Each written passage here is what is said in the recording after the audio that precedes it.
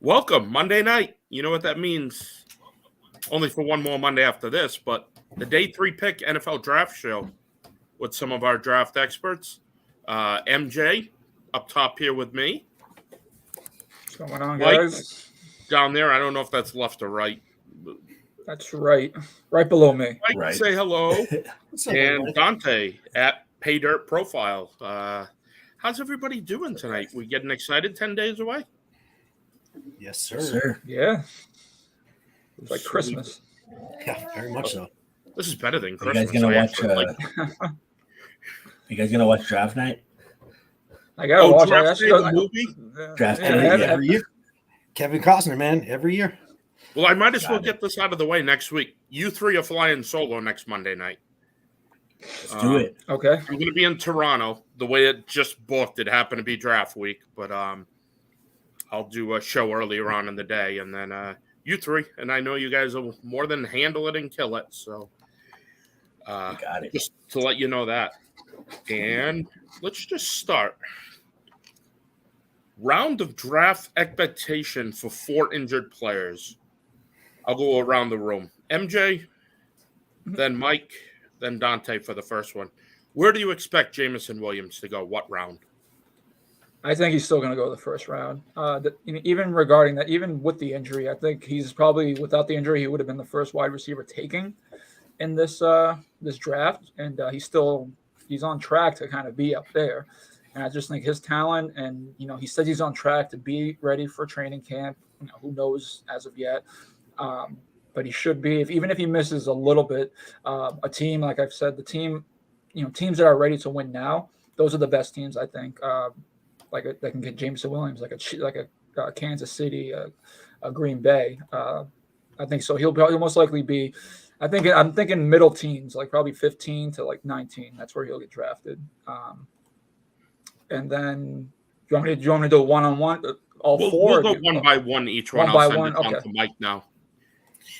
Yeah, I mean, I agree with MJ that he's going round one. I still think he has a legit chance to be the first receiver taken off the board. I don't know if I necessarily would go that route, and Garrett Wilson is definitely in play there.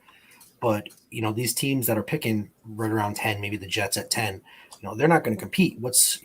They can ease him back in, and they're not missing anything. I could definitely see him going to the Jets at 10. I could see Philly grabbing him in 15 range as well, but I don't expect him to fall out of the top 15 at that point. His explosiveness and the direction of the NFL is just too much. He's going to come back. ACLs seem to be more common, and people come back more easily these days. I don't think there's going to be any issues. I think he's going to have a seamless recovery and come back to be the explosive player he is. Dante? I mean, I agree with them that I think first round is definitely top of the list. But I do think that it's probably more likely, at least in my opinion, that it's going to be towards the back end of the teens and back into the first round. I know there's a ton of trench players in this draft who have high value, who can help teams right away. He's in a very peculiar spot because, like the other two mentioned, that he's probably was going to be the first or second receiver off the board.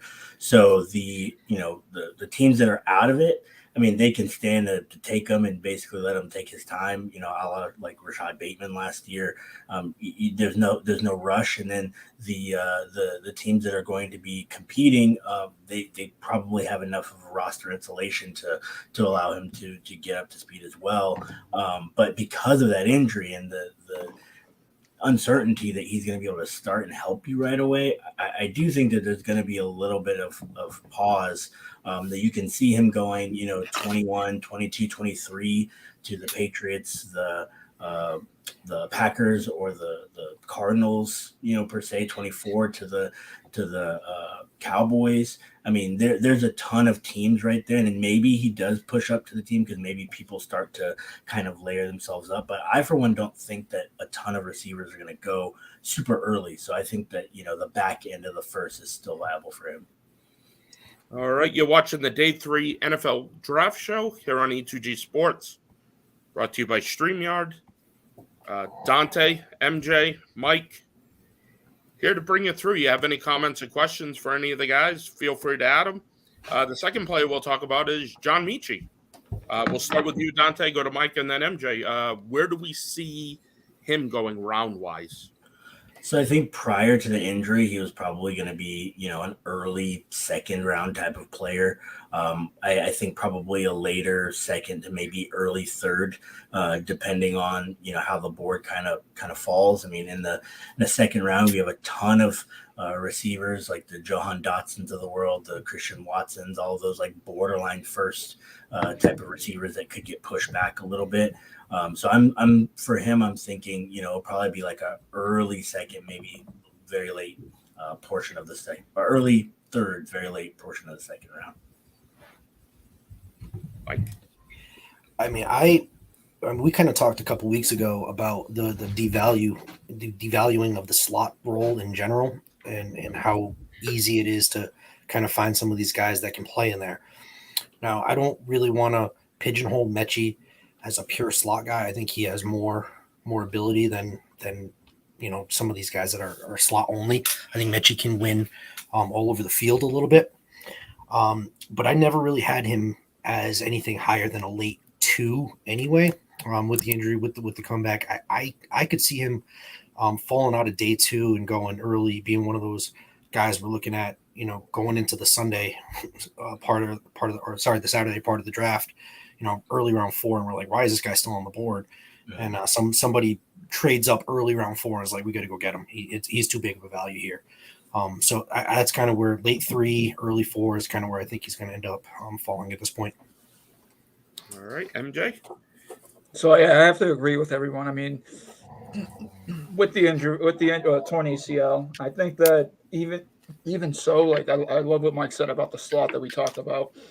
You can find guys like this, and I mean, John Michi is probably a better talent, even at his size at 5'11". But I think, given where he played in Alabama and how people just love to get those Alabama receivers, I think that late second round, I think, is where he'll go.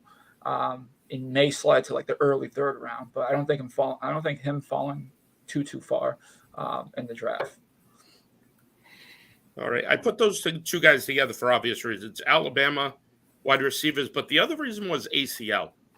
And now we're going to jump to David Ojabu, who is an Achilles. And we know an Achilles is a full year. Yeah. Mm-hmm. So we'll start with you, MJ. Where do you see him possibly being grabbed? Because let me know where you had him before the injury and where you have him now with each of you. I looked at Ojabo as a guy, especially with the injury, probably late first, like 32nd, 31, 32, early, like one of those early first round picks in the beginning of the second round. Like you said, ruptured Achilles at the pro day. You're not really going to get much. You're not going to get anything from him this year. But he's still, a legitimate talent. And it's one of those teams like what Mike said earlier about the Jets. The Jets are not going to come, teams like that won't really, you don't expect them to compete. They could draft a guy like that, or teams of that, I don't want to pick all these other teams that may not be able to compete this year, but I think he's one of those stash players. And if your team's already there's not that many holes to fill, I think beginning late first, early second is a place where I could see him,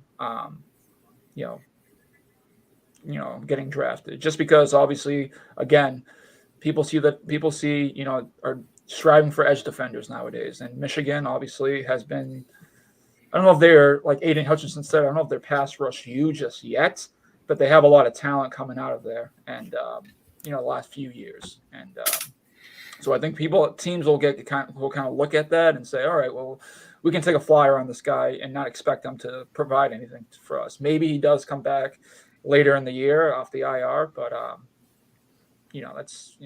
that's yet to be seen. Mike?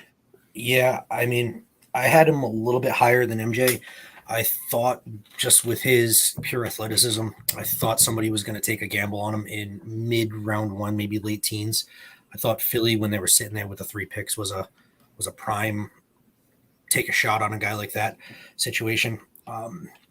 I also have a unique perspective on Achilles. I've torn both of mine. Oh man, sorry to hear that. So it's, I mean, it's a full year. You're not the same. Unfortunately, I had really good doctors and physical therapists. My physical therapist happened to be the physical therapist on the U.S. men's volleyball team, the national team. So he knew what he was doing, but it's still a year. It's nothing short of that. So, I mean, in 2022, I don't expect Ajabo to have any sort of contribution, and nor do I even think it's worth it. I mean, he was raw to begin with, so even healthy, he was a stash player, a guy that was going to be a situational pass rusher, not playing a full allotment. I just don't think he was ready for that. So I think MJ nailed it. The Jets in round 2, maybe Atlanta in round 2. They need a pass rusher, but somebody that they can develop. Let sit, not worry so much about trying to make the playoffs or win a Super Bowl, but somebody that can be an impact player in 2023 and beyond. But I think early to mid round 2 is his happy zone now. Dante? Yeah, no, I think they hit the nail on the head. I early on was seeing, in January him being mocked to like the Falcons at 8, and other teams are on the top 10. And then I went back and watched a little bit more. I was like, okay, I need to kind of brush up and watch on this guy. And like they had mentioned, he's very raw. He's a guy who performed very well. But when you have a player like Aiden Hutchinson, who's going to be probably a top 2 pick in this draft next to you, it makes your job a lot easier. Same thing with these Georgia guys. So it was a little bit tough of evaluation. I kind of dropped him back towards the later end of the first, early second myself, just based on the traits. But it was still a 1-year sample size, really, of production and a guy who was not super stout against the run, who does have some athleticism. Like you're not going to be Cam Akers and come back in 6 months when you're a big hulking edge rusher. I mean, there's a little bit more wear and tear on the lower extremities because of the size and explosiveness at the position. So for a guy who was supposed to be a little bit of a project anyway, to try to get him back up to speed and then get him to learn, to have, better counters and, be more stout against the run and all those things. I probably wouldn't take him until the middle of the second, maybe even late second, just because I would be more risk averse in that sense. There's a decent amount of edge rushers that offer the same upside at the same price point that aren't currently injured and have more experience or more versatile or more nuanced in the way that they win. So I probably wouldn't take him a little bit later than the rest of the guys. You're listening to E2G Sports Network, the Day 3 Pick NFL Draft Show. I'm your host, at E2G Founder, along with MJ, Mike, Dante, and I did such a wonderful job. I totally did. This is a buddyism because I thought I finished the sentence. The 4th player, Dante, with a fuse back after the and where there should be a person, I didn't put a person.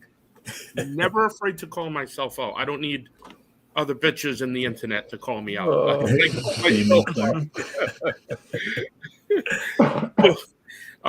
Simone Clark. Yeah. I mean, a nice guy with a nice athletic profile. LSU has done a good job of training out linebacking talent. The back is similar to a couple of years ago, the Achilles, where people were like, "Oh, I don't know what to do with an Achilles."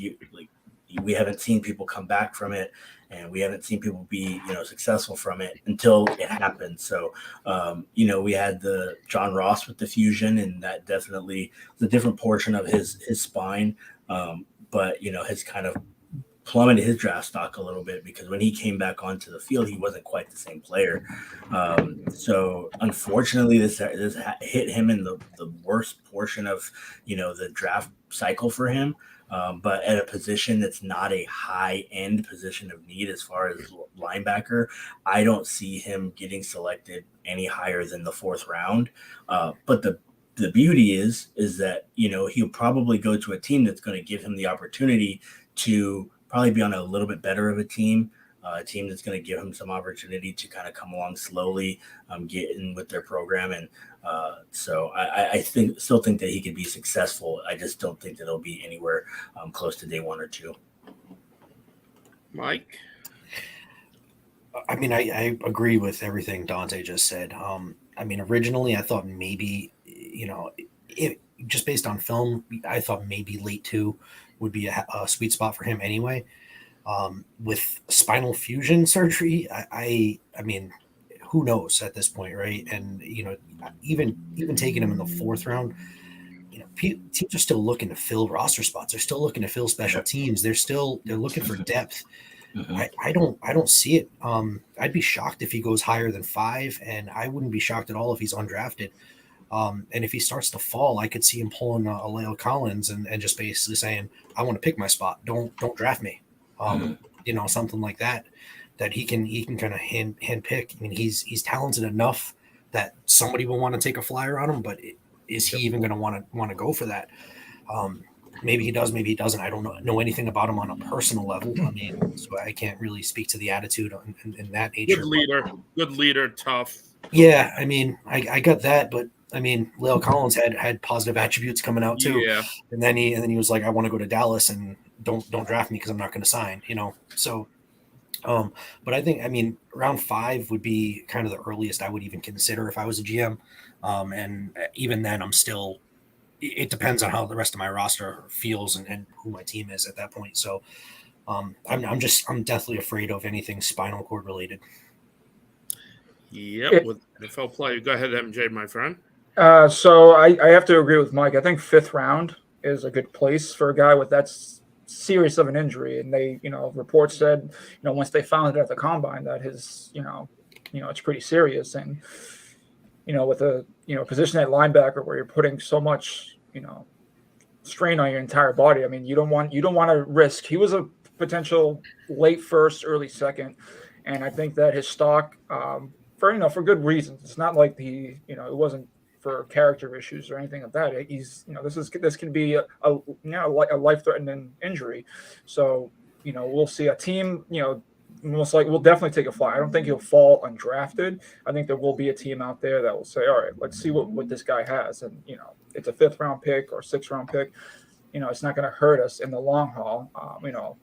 Our team here in New England does it almost once or twice every year. So, you see what you can get if he still has the explosiveness, he has that leadership. So if he can kind of regain some of that, that ability, then, it'd be a good story. And, but back to the La'el Collins. Wasn't La'el Collins? Wasn't it he was a suspect in a murder case? Wasn't that draft? Was he a little bit different? Yeah, a little bit different. I was like, wait a minute. Yes. I think he dropped because he was a suspect. I don't remember that part. It was an alleged suspect. It was like you're close enough to it. It was like last year when what was it? Was it Alfredo or Dave Kluge called the what was it, the Philadelphia PD about DeAndre Swift being in a murder card? Do you remember that on Twitter? Oh, really? I don't remember that. I don't remember that one. No, I remember the rumor about Swift, but I think it went away pretty quickly. Yeah, it was basically the same thing. It was somebody name dropped, and it kind of gets everybody scared. But we get these every year. We'll see if we'll get some this. We'll see what we'll get this year. But there's always something that someone wants clout, so they'll throw something out there or trying to hurt someone's stock. Right. Yes. So we'll move on with a question. Day 3 NFL pick show here on E2G Sports, brought to you by StreamYard. Next question is, and I wrote this one great too, so people can call. Who is this year's Cleveland Farrell, and what team do you think is making that mistake? Is it me?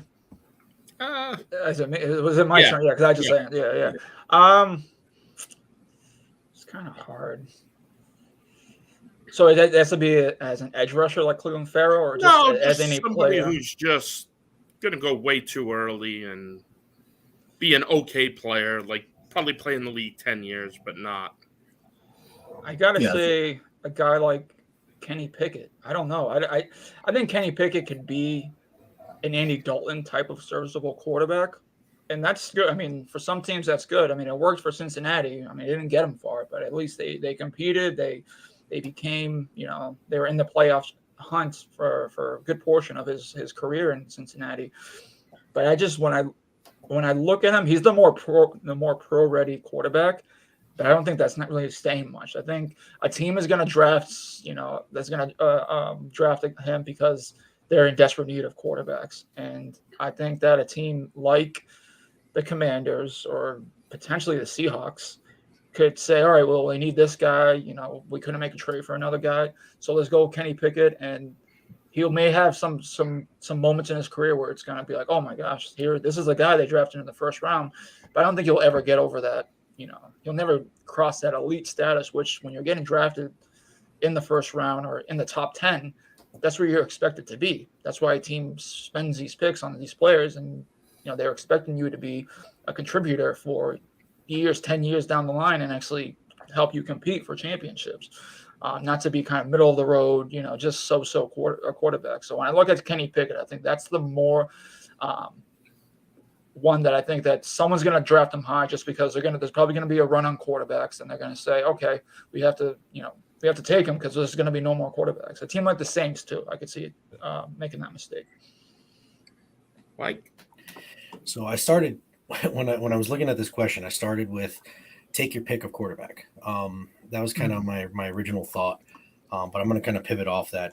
Pickett was kind of my first choice. I kind of have two, and they're two Georgia guys, and I feel really bad saying it because the Georgia defense was just lights out. But number one is Jordan Davis for me. I don't think he's ever, he didn't play a full allotment of snaps. Not that he needed to at Georgia. He's athletic enough. That 40 time at his size is absolutely absurd. But I don't know if I'm picking somebody in the top 10 to 12 as a D lineman, I don't really want them to be a 2-down player. I want somebody who's going to be on the field, rushing the passer more frequently than I think Jordan Davis is going to be. So that's number one. The other one was actually Trayvon Walker. All this buzz about him possibly going all the way to number one, number two, number three, all these guys. I saw the stat. I actually didn't even know this until about an hour ago. His pass rush win rate this past year was 10%. All these top guys were, 26, 27, 20, 25%. He was the lowest of the bunch by a mile. And given the size and the athletic tools he possesses, I just didn't see enough of him winning one-on-one to warrant that. And I really could see I could just see him being an okay player, but not ever the standout Pro Bowler you're expecting if you're taking a pass rusher in the top 3 to 5. Man, he stole mine. No, I was going to go with Jordan Davis as well. I know Jordan Davis has been a prospect that has been projected anywhere as early as 8, all the way to the mid-teens. And Clelin Ferrell, I believe, was roughly in the 20s, early 20s, and ended up going 4. So I think it fit the bill pretty well as a guy who is probably going to be, a good player in the league, 2-down player. But the talent and the buzz around him has been, hey, this guy can be the next Aaron Donald, or this guy can be, a 3-down player. And I don't have the accurate number. I thought it was a pass rush win rate about 5.9%. I could be wrong, but it wasn't anything that was as close to even the Starlet Tuteles and the Vita Veas of the world, like the guys that you're trying to be. It wasn't anywhere near those types of guys. So I think if people are going to expect him to be just a 2-gapping, 1 to 2 down player who's in a rotation, then great. I think he'll be fine. He'll be worth it in, the late, teens, 20s.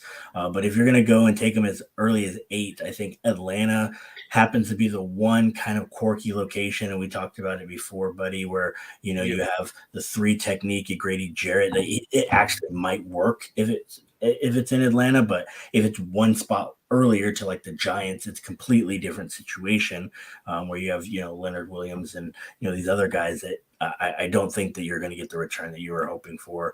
And then my backup was David Ojabo. I think that there are teams that are still looking to take him. I even was listening to some podcasts, in the late first. And I think that with his raw tools, he made for an intriguing prospect. But with the injury, if you take him too early, you could be taking him and passing up on a player who has the same type of ability. But, like I mentioned before, more nuanced and not injured. All right, you're listening to E2G Sports Network, Day 3 pick NFL Draft Show. 10 days till the NFL Draft. Dante, Mike, MJ here. Any comments, questions for any of us? Post them in. Feel welcome. It's about everybody. Next question.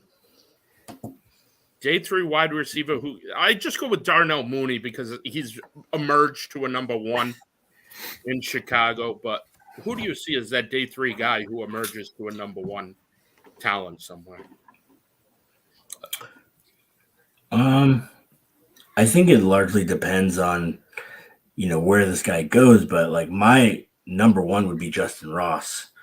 Justin Ross might end up going in the 3rd, so he might not qualify for this. But based on the injury and based on, the depth at the position, he is a bigger guy, 6'3", 210, 215.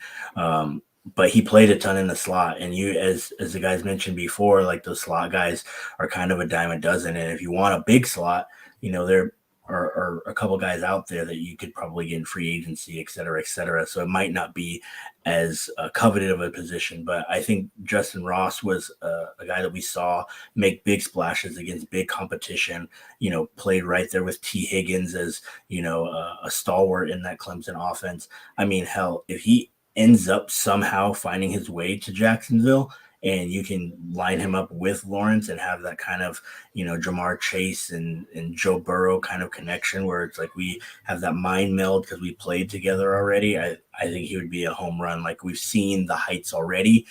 He just has to be healthy enough to get back there. So that would be my pick. Mike? I looked at Ross as an answer to this question as well, Dante. We're here today. Yeah. My guy's Romeo Doubs from Nevada. He's, when I saw this question, I started looking at like guys of the Darnell Mooney ilk, like smaller, fast guys, but then I kind of like gravitated towards guys that are just going to go late and just make an impact. Right. And Doubs, I think he has that separation ability. He's 6'2", 210, whatever, maybe 205, whatever the weight is. But he's he's a 4.4, like low 4.4s. He's got hands. There isn't anything about him that screams Day 3 pick to me. And everywhere I see, he's going well below all these other guys, and it might just be the depth of the position this year. But in my mind, I'm putting him right there with the Jahan Dotsons of the world. I think he's fantastic. I think he's an immediate starter at the next level, wide receiver 2 with wide receiver 1 upside. He's one of my guys in this draft, and from day one, if he goes outside the top 100 picks, I'm just floored. I just don't understand why. MJ. Yeah, so I was actually with Dante and Mike. I had Justin Ross as my guy, just because obviously the Clemson factor and everything that Dante said. If you can get him to a place like Jacksonville where he's already had that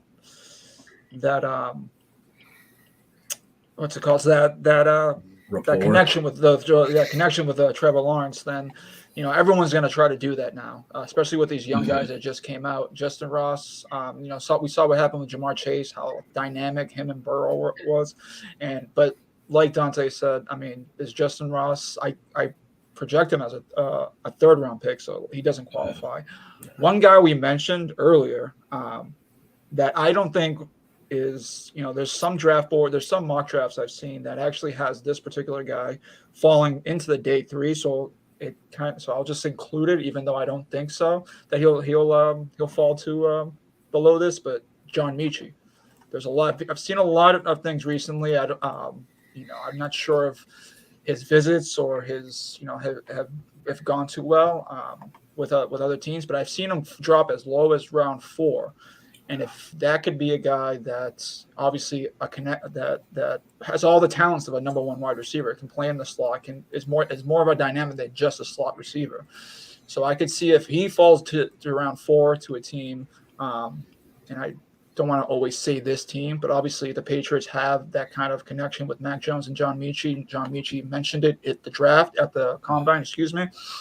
So if he can, obviously I don't think the Dolphins will take with that Alabama connection because they're just loaded at the wide receiver position. But I think if John Michie, let's just pretend that he does fall around 4. I think that he probably would be the guy with the most talent that actually can be one of those guys that you see and say, okay, that's a number 1 receiver. That guy can, he's emerging like Darnell Mooney. Even though the Romeo Doubs one I do like too, and it's more so like no one really knows a lot about Romeo Doubs. And so that kind of no one really knew a lot about Darnell Mooney coming out. So that makes more sense. I don't know. I'm all over the place, but I'm going to go with John Michie. Sorry. Sounds good. You're watching the Day 3 Pick NFL Draft Show presented to you by E2G Sports, the Unsung Sports Grid, here on StreamYard. And let's... All right. I hate the NFL. Okay. If John Michie is healthy, is he going to be special? If you want to go around the room with that one. I do think he's going to be special. Special, I mean, that's hard for me. To me, there's only a handful of special guys in the NFL. I think Michie can be really, really good in his role, but I mean, Jamar Chase, Justin Jefferson, that's the special class of Devontae Adams. I don't really put, Hunter Renfrow in a special category. Really good player, but yeah, I'll probably take my answer back. I think he'll be very good, but I won't say special. Yeah, you said special. Like Randy Moss was special. Yeah. Calvin Johnson was special. Just John Michie and those of that class. No, he'll probably be very serviceable and very, very good, but not special. I totally agree. I look at Amon-Ra St. Brown was a guy I was very, very high on last year, and I feel like Michie and St. Brown are similar style player, similar in stature. You guys mentioned Hunter Renfrow. Those guys make plays. Those guys are important on a team. Is that guy going to be a Pro Bowler? Yeah, I think he has a potential to be that kind of guy. Hunter Renfrow was just at the Pro Bowl. Do I think he's going to be an All-Pro special? Probably not. I probably wouldn't put him in that category. And we all forget, and I hate the NFL. We all forget without injury, he's a top 15 pick. Mm-hmm. Wait, in the first round? Yeah, yes. I'm not sure about that. I'm going to go top 15 wide receiver, but not top.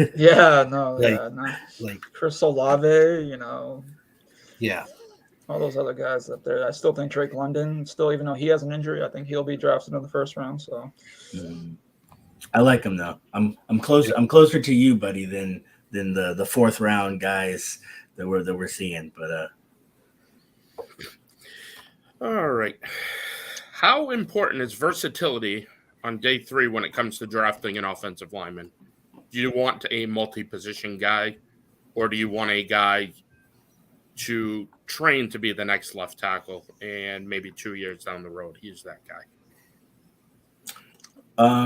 I think you're probably targeting a multi-position guy more so than trying to train for the next level. I mean, how often are you finding day 3 caliber players that you're going to groom to be, a 5 to 10 year left tackle? I mean, normally if you can get a guy on day 3 who can be your 5th best offensive lineman, your swing tackle, usually you're going to feel pretty good about that.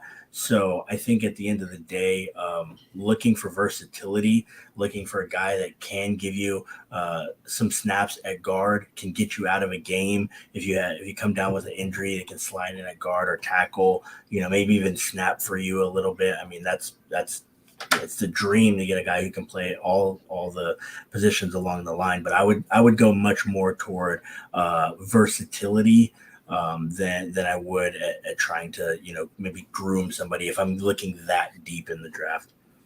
You know who my day 3, who that tackle I'm talking about is? I'm going back a long way. Jason Peters. But he was a converted tight end as well. Tackle, tight end, blocked a punt in the game for a touchdown. Went back to tackle and ended up in Philadelphia.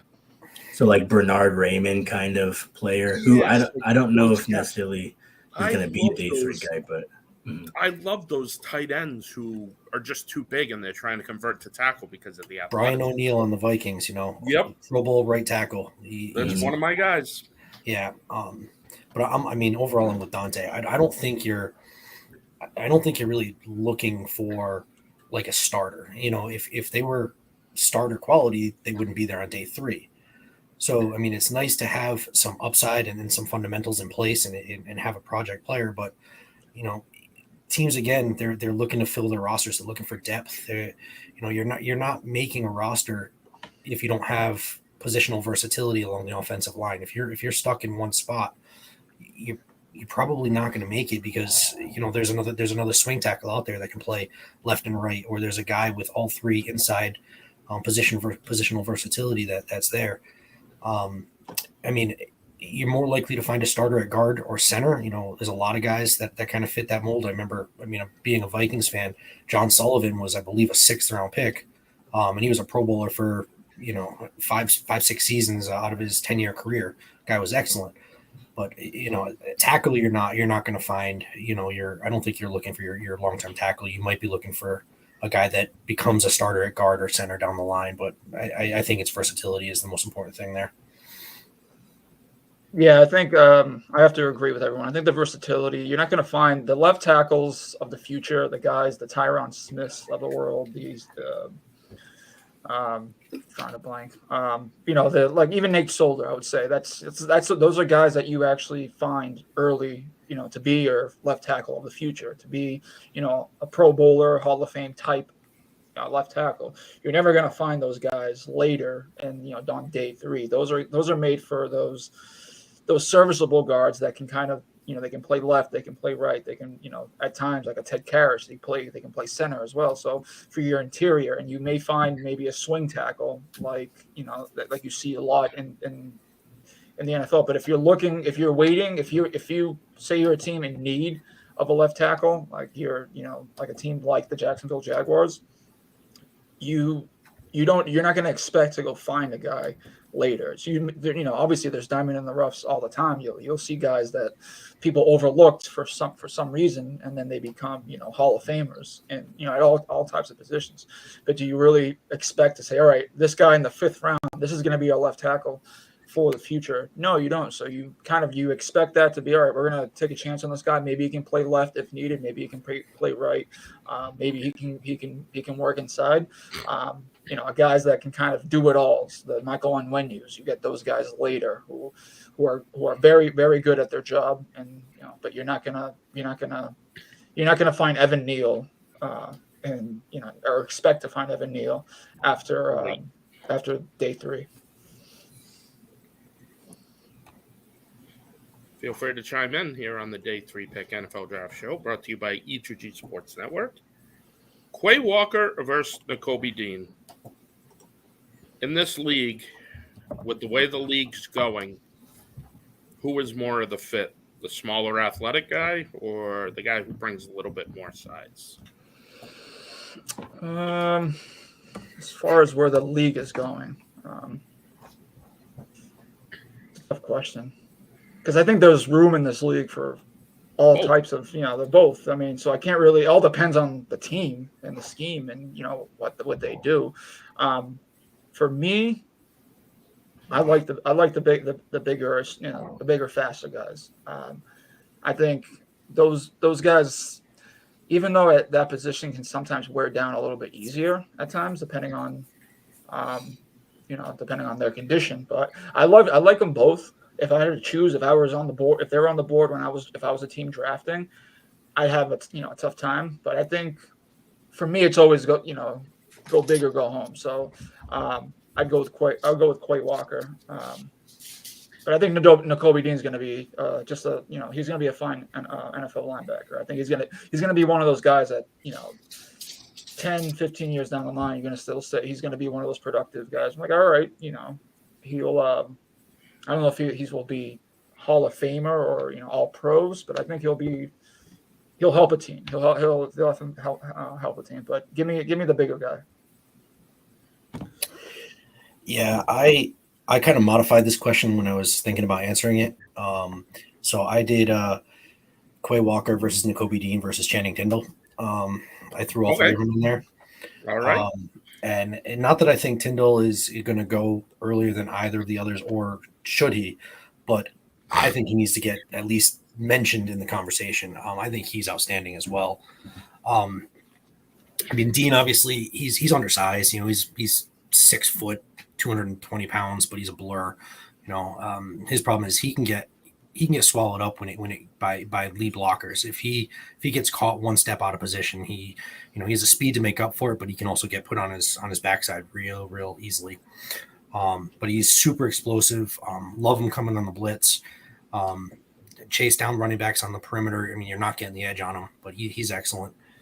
Quay's size, and he's still at 6'4", and almost 250 pounds. He still ran a 4.52, I think. So, he's not exactly lacking in that speed area. But if it was me, I would go Quay Walker, end of round 1, Nakobe, like same general ballpark, end 1, beginning of 2, and Tindall would be kind of like middle to late round 2. But I do think Dean will go ahead of Walker by probably 15 picks or so, and I think that's a little bit of a mistake. Yeah, I think that's very interesting to add Tindall in there because I think it was the Senior Bowl that I saw. He made a crazy sideline type of play, and you're like, oh, is he going to be well highly touted? And he hasn't really been talked about a ton. Performed pretty well at the combine, but it's probably going to be a day 2 or 3 guy. Probably day 2. So it's good that he's in that boat as well. But I think it's going to be very stringent on what your defense is asking for, right? If you're looking at the way that the league is going, I mean, we've seen the 4-3 and 3-4 variation. We've seen the the 2 high, single high was huge, for several years, and now you're seeing a ton more 2 high with Brandon Staley and the first Rams and the Chargers, and I know that I'm pretty sure the Patriots run a decent amount of 2 high when they're playing anybody who's going to try to attack them vertically. So I think that if you're going to be in that situation where we're going to move away from the single high where you can add that extra man in the box and line up and attack all the gaps, when you're able to do that, you're able to have those undersized linebackers. You're able to have the will guys who should be wills but are playing Mike, like Nakobe Dean fits into that role, that category. I think if we're going to go more 2 high, you're going to run more Tampa and things of that nature. You're probably going to see a move more toward like the traditional prototype Mike, the 240, 245 guy. You run the 4.5. So I think it's a horizontal board thing. What is your team asking of? I think prospect to prospect, I think Nakobe Dean is a better prospect. I think he has fewer holes in his game. If you're asking him to play Mike, I think he can in certain situations, but I think he could be a very valuable will for you. I'm not so sure that I would like to take Walker outside of a very specific scheme specific situation. Even though he's not a poor athlete, he's just not as good as in coverage. And in this league where we're talking about space, regardless of your defensive scheme, coverage is always going to come into play, at least currently. So I would take Dean ahead of him, probably a significant margin, but both very strong players. All right, E2G Sports, Day 3 NFL Pick Draft Show. Buddy, MJ, Mike, Dante are on the board this way. I don't know if that helps anyone. We usually don't talk quarterbacks on here, but this guy's got me confused. Where does Sam Howell fall? Like, how far, and maybe a team? Is it me? Yeah. Yeah, I think it's so. Sam Howell is a very interesting player because Sam Howell is my number 2 quarterback. I think Sam Howell, he basically has done everything that you want a quarterback to do in college. It just went in the reverse order. It wasn't his fault that he came in as a freshman and lit it up. As a sophomore, came out, increased his efficiency as far as his QBR and as far as his completion percentage, and in this past year, increased his rushing. He was a do-it-all player for them. They continued to have talent walk out the door to the NFL and graduation, and he was the stabling force for the team. I think it's a little bit dicey on whether or not he can sneak into the first round, but I think that he is a very strong, second round prospect that maybe a team, takes him in the first to try to guarantee that 5th year and have the extra year of development and get that option. But I feel like a team like the Pittsburgh Steelers is a home run to me. I mean, you have a team that wants to run the ball, a team that's hard, tough, which, both things that, he emulates. He's a good leader. He can stretch the ball vertically. So you have Deontay Johnson and Chase Claypool, running down the field. You can also hit Pat Frymuth down the seam. A ton of play action there. And then he gives you some plus athleticism. He's not, he's more of like a, Joe Burrow plus or Justin Herbert plus, give you 300 to 400 yards. He's not going to give you 800, 900 like Hurts will, but a guy who can hurt you, maybe get you 5 rushing touchdowns, 20 total touchdowns in a rookie or sophomore year if he sits. So I'm very excited about him. I think he's probably going to fall somewhere early second round, unless somebody wants to get that first round for the 5th year option. Yeah, I mean, I saw an interesting thing on DraftKings today, and it was Sam Howell's odds reversed from plus money to minus money for him to be drafted in the first round. So they're now expecting him to go in round 1, essentially, is what it comes down to. And I think Dante was kind of spot on. Somebody, the Lions are sitting there at 32. That to me is a nice little landing spot for him. He can sit behind Goff for a year. A team, like Atlanta, maybe the Giants coming back into round 1. Somebody could be looking to make a move up ahead of Detroit, get him around 29, 30, to secure that 5th year option as well. But he's probably the best deep ball thrower in the class. I don't think he has the best arm, but he was routinely on target with taking shots downfield. And that's a big thing. I mean, he has to work on his ball placement in the short to intermediate areas of the field. He's got an above average arm in terms of arm strength. But I think, his style with his mobility, I think he has tools to be successful. And in an ideal world, he'll redshirt at least half a season, get his feet wet a little bit here and there. But I like his upside. I would be, at this point, especially seeing that DraftKings thing, I think he's going to ultimately end up in the latter half of round 1. Yeah, I have to agree as far as, because we see this a lot with players, you're in Lamar Jackson's a good example. Players, teams sometimes trade back into those like 30, 31, 32 role for quarterbacks such as Teddy Bridgewater and Lamar Jackson, because they want that extra year of control. They want that 5th year option because if just in case that quarterback does become something, they at least have an extra year of him being there. And I think Dante said the Pittsburgh Steelers. I think that's a perfect fit for him. They have a young up and coming team. Obviously, they have Chase Claypool, Deontay Johnson, Najee Harris. So they have a lot of things that can be surround them. And they just signed Mitchell Trubisky, which could be that kind of stopgap quarterback for the year, or until he proves he can't really carry a team, and Sam Howell takes over midseason or so. But I think, I'm not sure if I had him.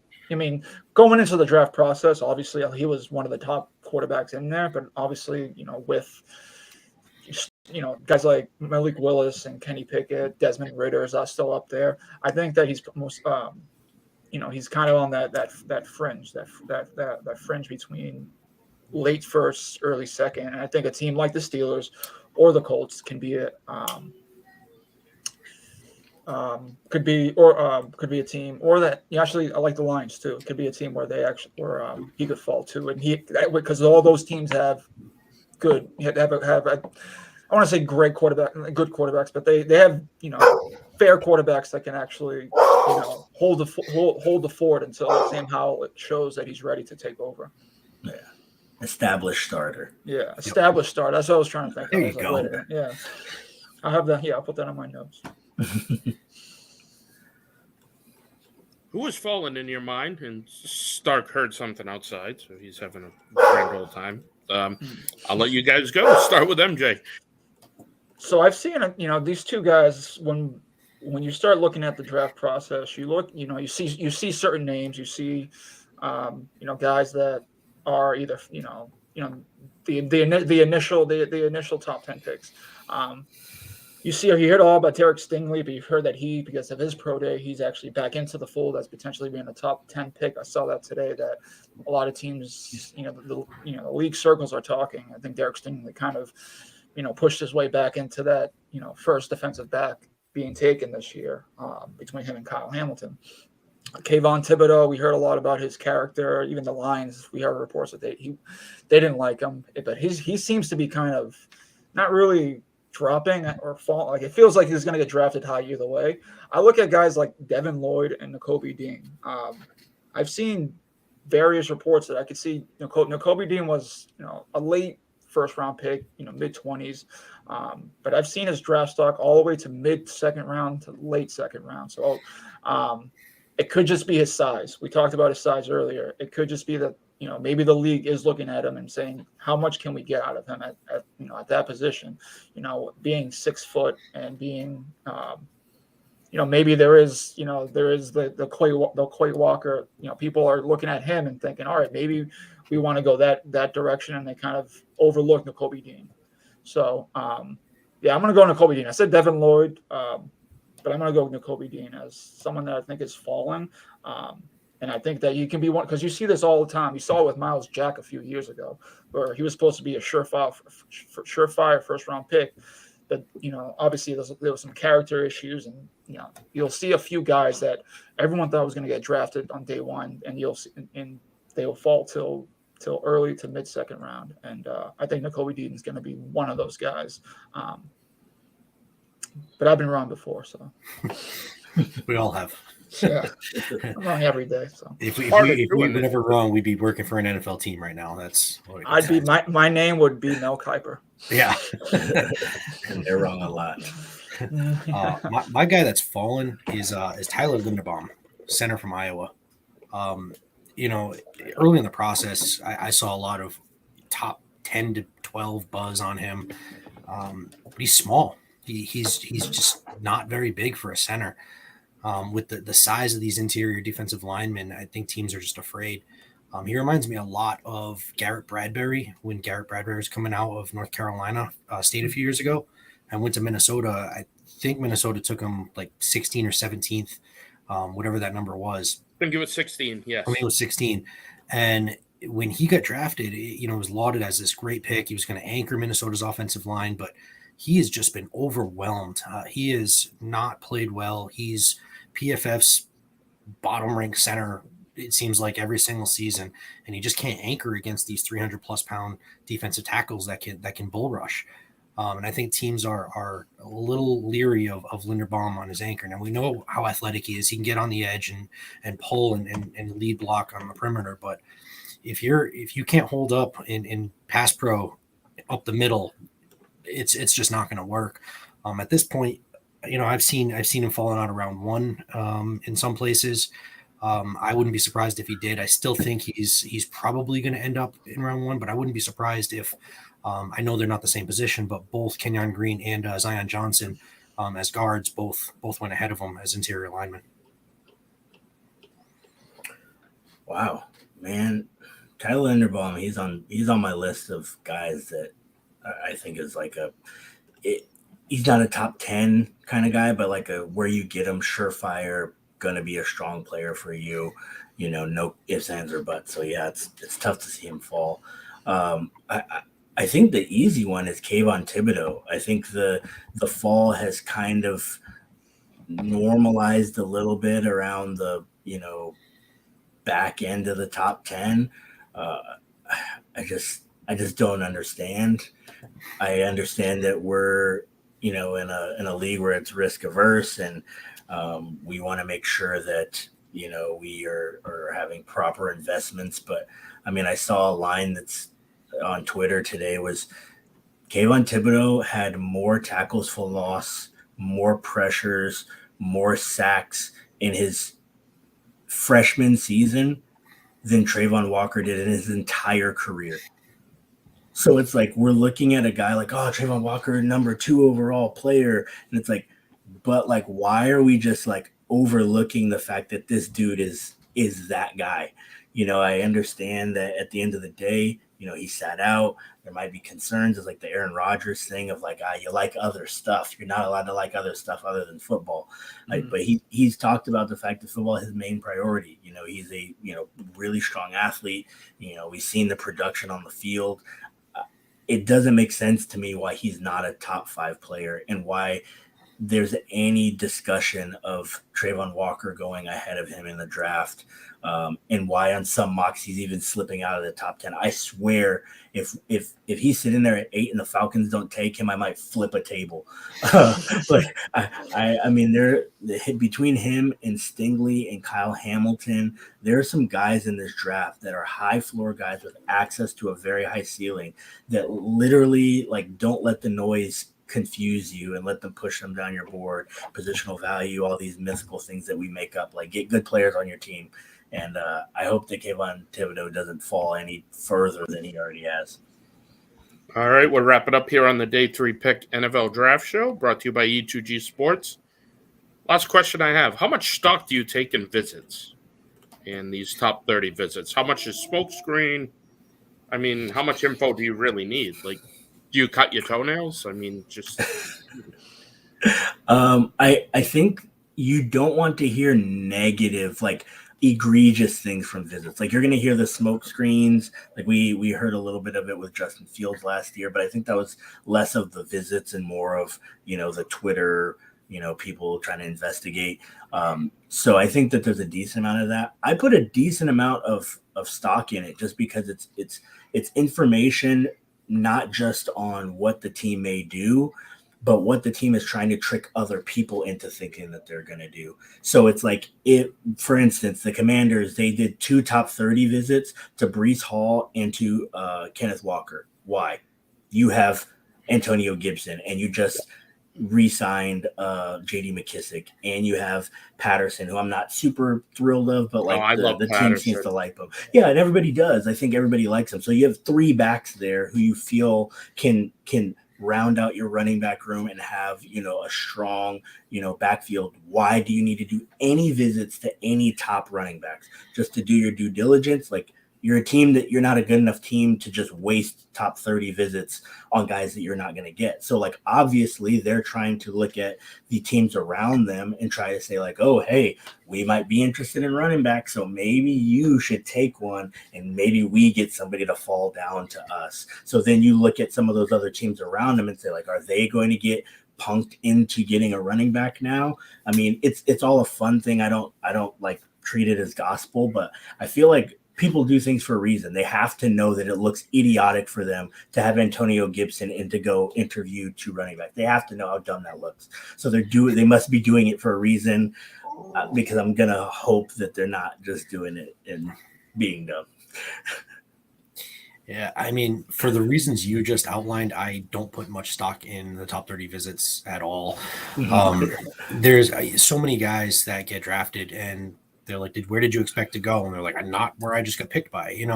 It's just they had very little contact with that team outside of maybe a quick meeting at the combine, something like that. Top 30 visits to me are, some guys are getting they're projected sixth round picks. And I'm like, what are the chances that guy's going to be there when you're willing to take him? It almost doesn't matter to me in the slightest. Teams know what they're doing. They've done their due diligence separately. I think I would say more than 90% of it to me feels like a giant smokescreen anyway. And so I hear teams are bringing in players for top 30, and I'm just like, I don't care. Yeah, the whole top 30 things. I mean, especially as a Pats fan, you see them bring in a bunch of guys. They brought in Tim Tebow over those top. I don't know if it was a top 30 visit at the time, but teams like to, and I think this is probably a thing. They want to create smoke screens so people, around the league say, all right, they have visits with this guy. They may want to draft this guy, so they try to monitor what engage their interest, and then that makes teams make rash decisions on who they're picking. So when I look at it, it's nice. You'll see, I think the Pats had Andrew Booth and Trent McDuffie, which is a position of need. But I don't really, as far as when I see a guy's on a visit with, say, they said, I think the other day it was Desmond Ridder was on a visit with the Lions, the Steelers, and the Seahawks. And I'm like, yeah, no crap. They need a quarterback. So yeah, some of them it's just like, all right, that's fine. Will one of them draft him potentially? But I don't really look too much into the actual visits themselves. Because like I said, a lot of it can be smoke screens, and some of it may be true. It's just you have to kind of pick and choose what you feel is legit or not. Yeah, I think you're spending more time trying to figure out what's real and what's not than is worth trying to figure out. You're wasting your time on that.